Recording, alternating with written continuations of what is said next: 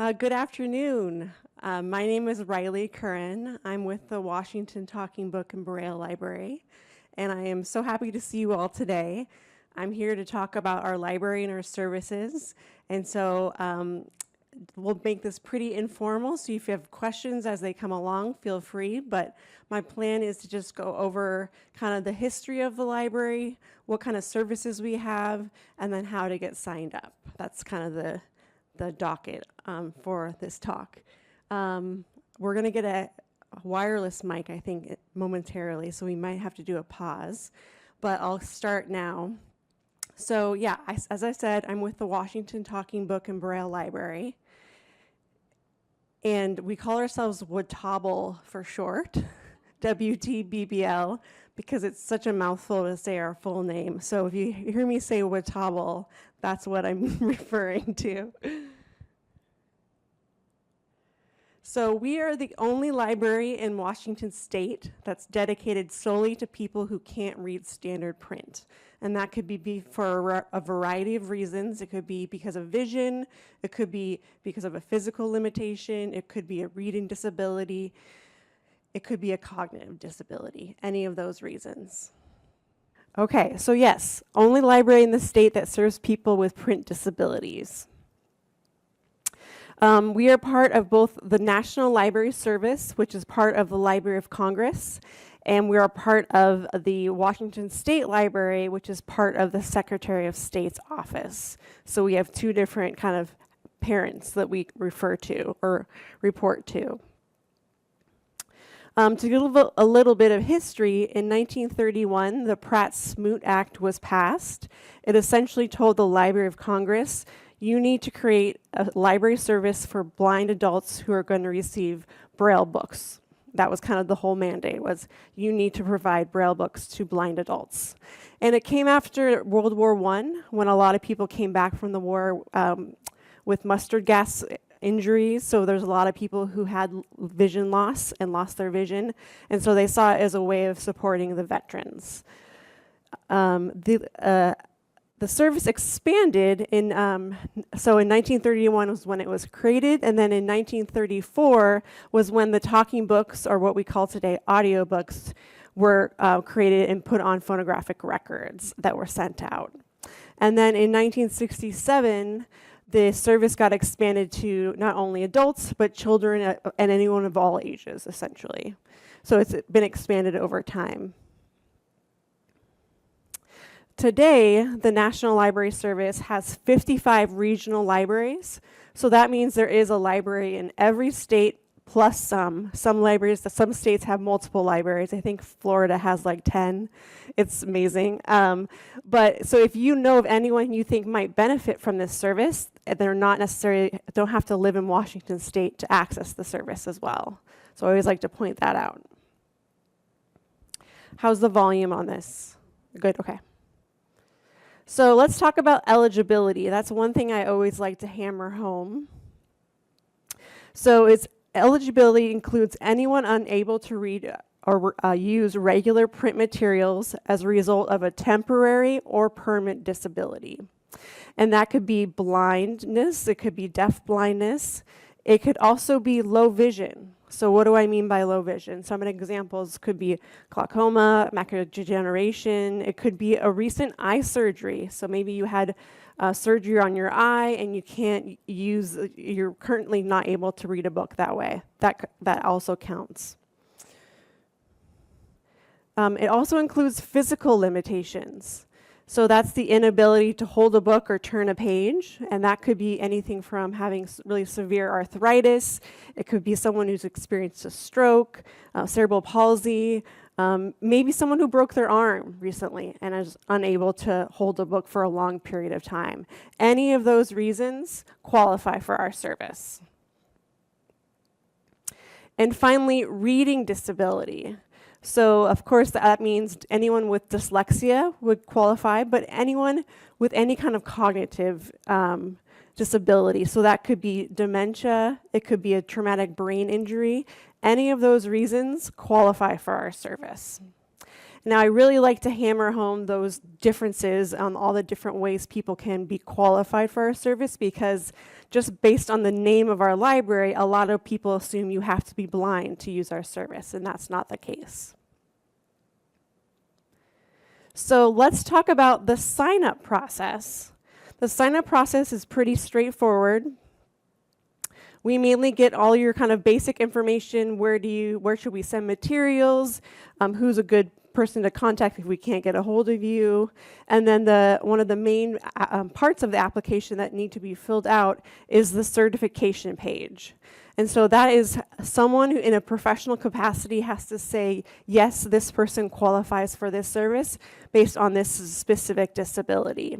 And initially, it used to be it could be doctors or eye doctors, but that's hugely expanded over time.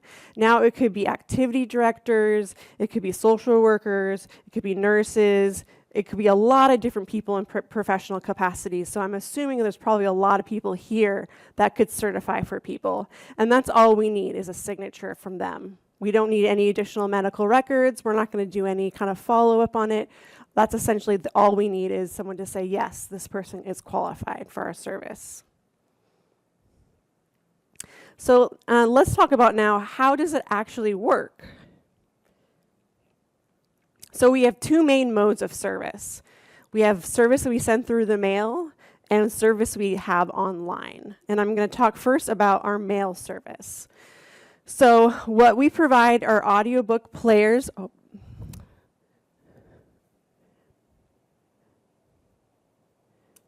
Sorry, let me get disconnected here. Connected.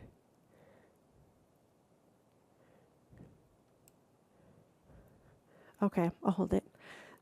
What we have here is a talking book player, and I'm going to kind of come out in front here. It's also on the screen, but it's essentially a rectangular device, what we call a talking book player, and it's meant to be really user-friendly. It's got different buttons that are different shapes and sizes. A few of them are different colors. So they're meant to be really clear on how to actually use it. And one nice thing about it is if you have no books currently in the player, it will actually tell you what exactly the player does. So I'm going to turn on the player here. Player on. Press any button to learn about its function. Volume up. To increase the volume by one step, press the volume up button. There are 15 volume steps. Rewind. Press this rewind button once to move backward 5 seconds in the book. So it will actually tell you each button and what it actually does. So if you ever get to the point you're like, I can't remember, how do I fast forward? You can hit the buttons and it will tell you what it does.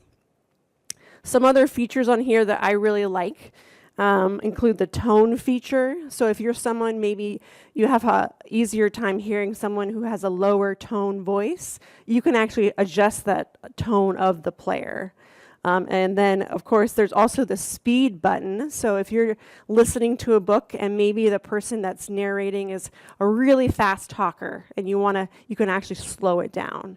And vice versa. If someone's talking really slowly and you want to speed it up, that's an option as well. And then finally, we have our sleep button. So this is what it sounds like. It will actually turn off after a certain amount of time. So if you're someone who likes to listen to audiobooks and tends to fall asleep, like myself, I use this all the time because then it doesn't have the whole book play while I'm fast asleep. So this is our player, and it's free. It comes with its own charging. So there is a cord in the back of the player that's tucked in. Fully charged, it lasts 29 hours, so it's quite a bit of time. Some people prefer to just have it plugged in all the time, and that's an option too. Some other accessories that come along with it, if you're interested, include a remote control. So if you're someone who maybe wants to have the player on one side of the room and you're on the other, you can actually use the remote control to control the player that way. And we also offer headphones. So if you'd rather listen to the player in privacy, or maybe you're around other people and you want to listen to your player, there are headphones that you can use as well. And all of those are free and available. And so what we do, oops. is we provide, oh gosh, of course I forgot the actual cartridge. We provide what we call a cartridge. And so this is what is in the picture right here. It's a white kind of tape-like device that's in a blue case. And when we get the actual cartridge, the cartridge goes directly into the player and will then start playing that way. And I apologize, I don't have one here with me. But then what's nice about this is that on our cartridges, every cartridge, our default is to put 7 books on a cartridge and have 3 cartridges out at a time. So up to 21 books at a time. That's our default. That can be totally customizable though. So if you prefer to have maybe 1 book, 1 cartridge, that's an option. If you are someone who prefers to have 10 cartridges with 25 books on every cartridge, that's an option. So it's very customizable in that way. And what we do is we create what we call a profile for everyone. So when we sign people up, we get a sense of what their reading preferences are. Do you have certain subjects you really like or genres? Are there authors you really love? Are there genres you really don't care for, that you'd rather not read? Those are all helpful for us to set up a customizable profile based on your reading preferences. And based on that, we create what is called a service queue. And the service queue is essentially our system will pull all the titles based on your preferences that are the newest titles in our collection. And when we send out a customizable cartridge, each cartridge will be customized for that specific person. So we create it on the spot. So what happens is when we send out a cartridge, a person can listen to it, and when they're done, they send it back to us, and we will automatically create a new one to go out. So there's a constant flow of books coming back and forth. And one thing I didn't mention is that everything that we send through the mail goes postage free. So you don't have to worry about postage. Everything has a postage subsidy on it called Free Matter for the Blind that allows us to send it postage free. And the blue case that's on the screen here, it goes directly into the mail. It will close up. This is kind of the case is open on this picture, but it will close up and it will go directly into the mail, so it can go into the local mail slot here and get sent off back to us, and we'll send out a new one. So there are some other perks to using our library service. One of them is there's never any holds on our books. So if you have a book that you really are interested in listening to, but you know it's a bestseller and maybe there's a big line at the public library, that's not the case with us. We're able to download the same book as many times as we want, so everyone in this room could be listening to the same book at the same time. Another feature that I really think is cool is that there are no due dates. So you don't have to worry about listening to a book in a certain amount of time. So if you're someone who maybe wants to read a book in a slower pace, that's an option. So those are 2 things that people really enjoy. And there's also the option to do your own request list. So maybe you're someone who would prefer not to have us pick titles for you. That's an option. So you can actually then give us a list of books that you're interested in, and as long as we have a list of books, we'll continue to send cartridges out with those books on it. I would say 85% of people use both as an option, so they'll have us do auto select and select for them, and then they'll call in with specific titles they're really interested in receiving, and we'll send those titles out on the next cartridge. And that's how that works. Our collection is very similar to a public library, so more genre, nonfiction, fiction focused. We don't necessarily have technical manuals or textbooks or anything like that, so we're more focused on kind of the pleasure reading, if you will. Any questions so far? Yeah.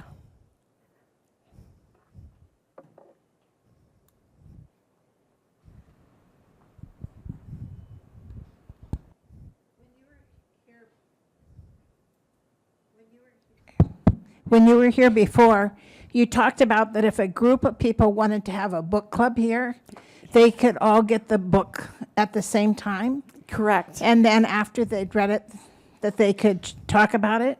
I just think that's really a powerful idea, that you're all listening to the same, we're all listening to the same book at the same time, and then we could have an opportunity to talk about it. Yes. So I noticed that on your list that somebody belonged to the Yakima Valley Book Club. Yeah. And so you create a name for your book club, and then So- somebody lets you know, and then all the people on that book club list get that book. Yeah, so we usually what happens is that someone will be like, oh, I'm in a book club.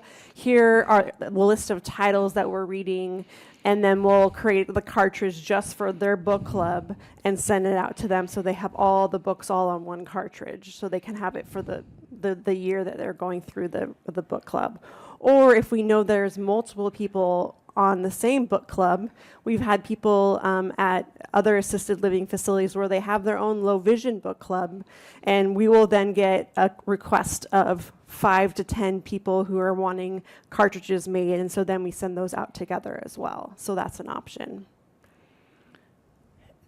Other questions that people have or comment? It's pretty exciting, don't you think? It's such a lovely service. Thank you. Yeah. Thank you. Okay. So the other option we have is our Braille and audio reading download, which is our mobile, our website and mobile device. So it is a mobile app that allows you to download books directly to a smart device. So like an iPhone or Android or a tablet or an iPad. Any of those will be able to access books directly from our catalog. So this is like one step closer to instant access to our books. And like the books we send through the mail, everything is, you keep it as long as you want. It will never disappear. And you'll never have to wait in line to get the book. So if you had a book in mind that you wanted, you can actually search the catalog, download the book directly to your device, and keep it as long as you want, which is really neat. Some other things that we have that are included, not only for our BARD app, but also for our mail service as well, is that we also have magazines, audio magazines. So if you're someone who enjoys magazines, that's an option. And then, no holds and books never expire. So those are kind of the big things that we like to hit home on. Some other programs and services that we offer. We have a really robust volunteer program, and we not only produce audiobooks, but we also produce Braille books at the library. So that's kind of our two main services that we provide. And so everything is volunteer-based. So we have volunteer narrators, volunteer reviewers, we have volunteer proofreading teams. All of those volunteers do amazing work. I think when we calculated the number of hours that the volunteers worked, it was equal to 7 full-time employees. So they do a lot of work for us. And what we do is we create books that are based in the Northwest or by Northwest authors or somehow connected to the Northwest. That is our focus of the books we produce. Because everything that we produce in audiobook or in Braille will not only be available to our patrons, but it will also be available to the entire National Library Service. So there could be a book that someone recorded about Lewis and Clark, and someone in Michigan could listen to the book at no problem. So not only is it for our specific patron base, but we see it as a way of beefing up the Northwest collection for the national collection. And so those are the two main programs that we have at the library. In addition to that, we also have Reader's Advisory. So if you call in to us, the first person you're going to talk to is one of our Reader's Advisors.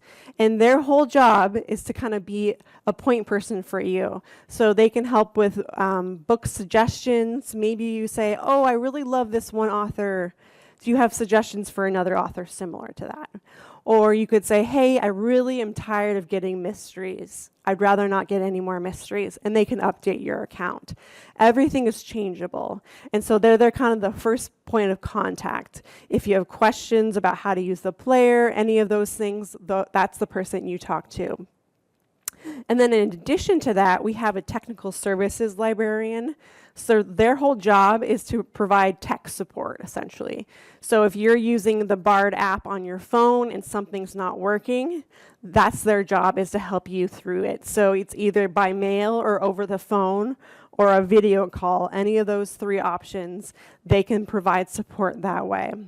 So it's really nice to have someone kind of you can call on if for some reason the app's not working right or the player isn't playing the right book, any of those reasons, they are there for that as well. Yeah. So I'm going to say, so members of the Low Vision Hearing Challenge Committee could help you interface with some of that. Yes. So if you need a support, we could do that work. That'd be awesome. And then we do statewide outreach. So outreach like this, I come and talk to people about our services. I go to different health fairs, talk to people there as well.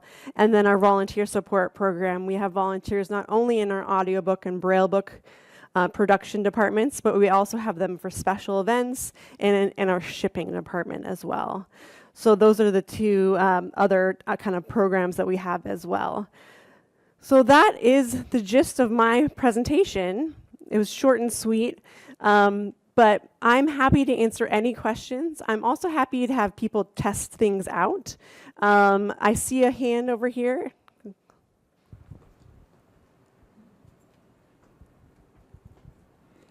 If you have a cartridge that with a couple of books that I called for that are related to each other, I mean, say it's a history of Lewis and Clark, and then it's a description of the national park spots along the Lewis and Clark route, and I want to switch back and forth between reading one to the next.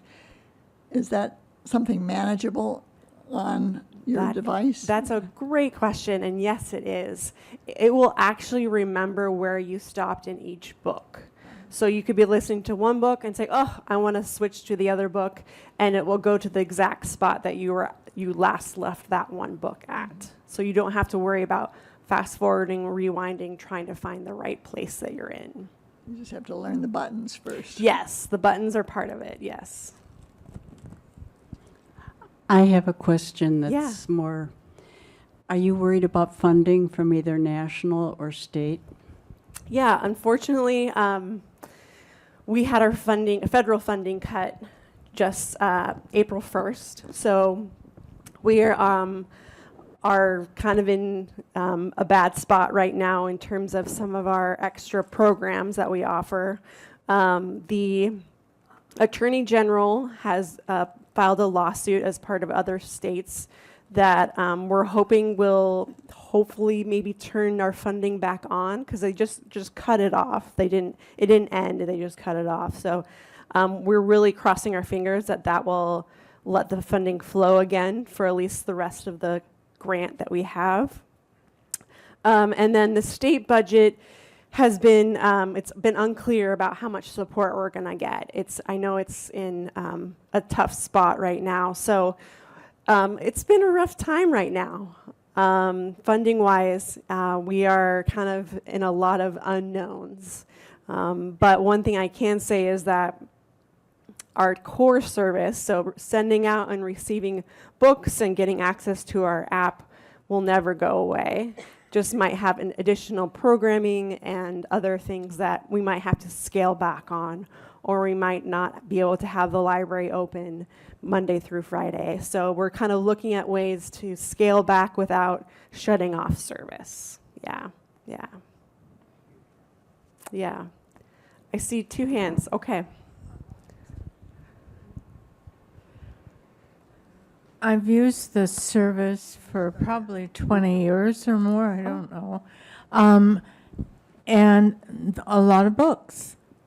Yet I download them onto my phone, but I would really appreciate the ability to move previously downloaded book lists to an Excel file that can be searched And I asked for some help with that. Yeah. And it was not, I would like to be able to do it myself. Okay. So you're looking for a way of taking everything that you've read and putting it into an Excel spreadsheet so that you can refer back to it. That's exactly right. Yeah. Have I read that author? Oh, what book did I read? Yeah. And part of that. I'm kind of lazy. I could put it in Goodreads, yeah. Goodreads, but I would prefer Yeah. to be able to do something myself because they're all downloaded.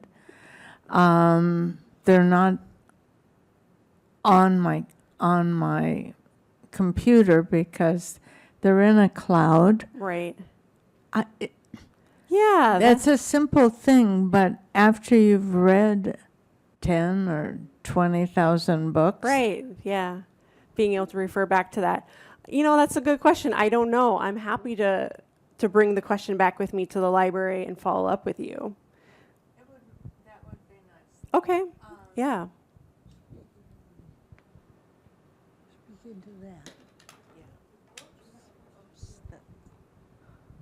Anything else for you?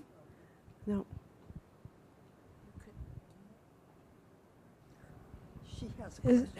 Yes. Is it difficult to learn Braille? It is, it's not, I don't know Braille. I haven't learned it myself. It's something that I hope to do in the next few months. I want to join a class. But it's not impossible. We actually have a class that we offer called the Introductory to Braille. It's kind of like the basics of how to learn Braille. And a lot of it is, especially with some folks who have lost their vision later in life, they kind of find ways of labeling things with Braille letters and how they can actually use that as a way of kind of managing as they're going through their day-to-day. So that's a class that we offer every quarter or so. How would a person know about those classes? Through the library system? Yeah, so we promote it through our social media and through our quarterly newsletter that we send out. We send out the quarterly newsletter either in print or via email. For most folks, I think people get it in print. But it's something that we try to pass out to as many people as we can, and I can pass it along to you, Gini, the next time we have one that's coming up, and let you know about the details of that. Yeah. We have a woman here at Horizon House who is a fan of Braille and would love to teach people Braille. Oh, cool. Any other comments or questions? Yeah. Here, Mary Margaret, I'm going to hand this to you. Where is that? That is 9th and Lenora. So it's not too far from here, actually. It's really close to Denny, if you will. And I'm trying to think what are the other landmarks. We're really close to all the Amazon buildings. We're kind of surrounded by Amazon. But we're the one low building left in the area with no plans of remodeling or tearing down. So it was originally built as a car dealership, a Dodge dealership. And you can't tell fully by the picture here, but we have tons of big windows along the side here, and that's where they would display the cars as they were going. People were passing by, they could look in with the cars. Yes. Is it on the historic register? It's not. So classic. It is. So the question was, is it on the historical register? I believe someone's trying to work towards that, but as of right now, it's not. But I agree. I think it should be on there. It's a classic building, very mid-century. And it's always a fun place to come visit. If you guys ever wanted to do a trip, I'm happy to give a tour of the library and to show you all the ins and outs. That's an option. If that ever is something that you would be interested in, just let me know. I'd be happy to do it. Any other questions or comments? Do we have any? We got some users right now. You said you use the service already, correct? Yes. And George uses the service too. George does too. Yeah. Okay, that's great. Anything else? So it's pretty wonderful. I mean, it seems like they've made it as accessible as possible. How does one receive the machine? Good question. So we send everything through the mail. So it will come in its own box. It will arrive and you'll be able to unpack it and have the player in there. If you want accessories, they also come in their own individual boxes.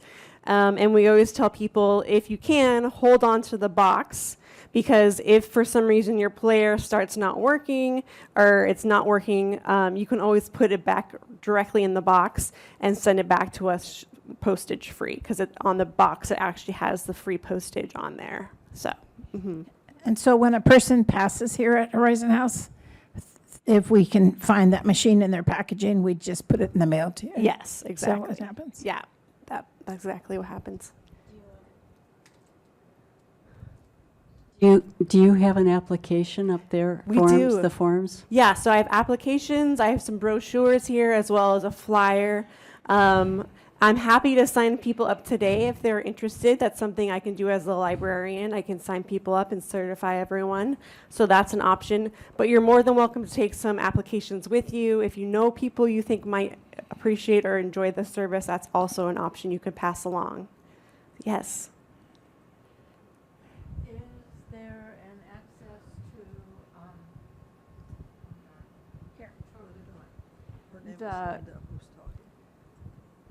the audiobook service through Amazon?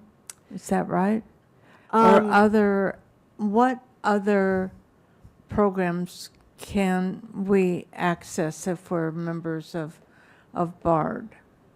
So Bard is it's our own kind of app that we provide that connects our audiobooks. There are other audiobook companies out there. So Amazon has audiobooks that you can buy or download. The public library has their own, it's called the Libby app, that you can use and download audiobooks that way. But those are kind of the two main things that come to mind besides our service, are those two, yeah.